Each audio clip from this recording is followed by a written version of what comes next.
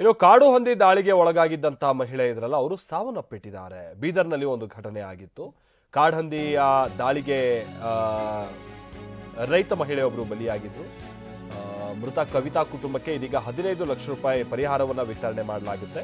ಮೃತಳ ಕುಟುಂಬಕ್ಕೆ ಸಚಿವ ಈಶ್ವರ್ ಖಂಡ್ರೆ ಈಗ ಪರಿಹಾರವನ್ನು ಕೊಟ್ಟಿದ್ದಾರೆ ಅನ್ನುವಂಥದ್ದು ಗೊತ್ತಾಗಿದೆ. ಬೀದರ್ನಲ್ಲಿ ನಡೆದಿದ್ದಂತಹ ಘಟನೆ ಇದು.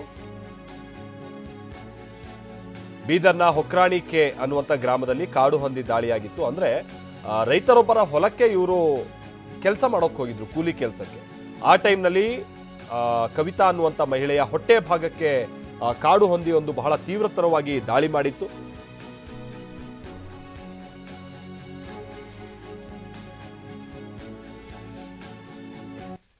ಬಹಳ ಗಂಭೀರವಾಗಿ ಅವರು ಗಾಯಗೊಂಡಿದ್ರು. ಅವರನ್ನ ಆಸ್ಪತ್ರೆಗೆ ಸಾಗಿಸುವಂತ ಮಾರ್ಗ ಮಧ್ಯದಲ್ಲೇ ಆ ಕವಿತಾ ಅವರು ಮೃತಪಟ್ಬಿಟ್ರು. ಮನ್ನಳ್ಳಿ ಪೊಲೀಸ್ ಠಾಣಾ ವ್ಯಾಪ್ತಿಯಲ್ಲಿ ನಡೆದಿರುವಂತಹ ಘಟನೆ.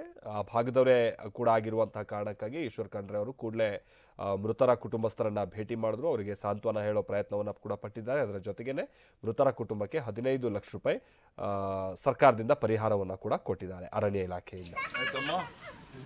ನಿಮಗೆಲ್ಲ ದುಃಖ ಭರಿಸುವ ಶಕ್ತಿ ಭಗವಂತ ಕೊಡ್ಲಿ, ಆಕೆ ಆತ್ಮಕ್ಕೆ ಶಾಂತಿ ಕೊಡ್ಲಿ. ಸಮಾನ ಮಾಡ್ಕೋಜಿ, ಸಮಾನ ಮಾಡ್ಕೋರಿ, ಬಿಡ್ರಿ ಸಮಾನ ಮಾಡ್ಕೋರಿ. ರೊಕ್ಕದಿಂದ ಜೀವ ಬರಲ್ಲ, ಬಟ್ ಇದು ಒಂದು ಸಾಂತ್ವನ ಅಷ್ಟೇ. ಯಾವ ಸಮಾಜ ನೀವೆಲ್ಲ? ಕೆಲ್ಸಕ್ಕೆ ಹೋಗ್ತೀರಾ? ಏನ್ ಮಾಡ್ತೀರಿ? ಕೂಲಿ ಕೆಲಸನಾ? ಲೇಬರ್ ಅಜ್ಜಿ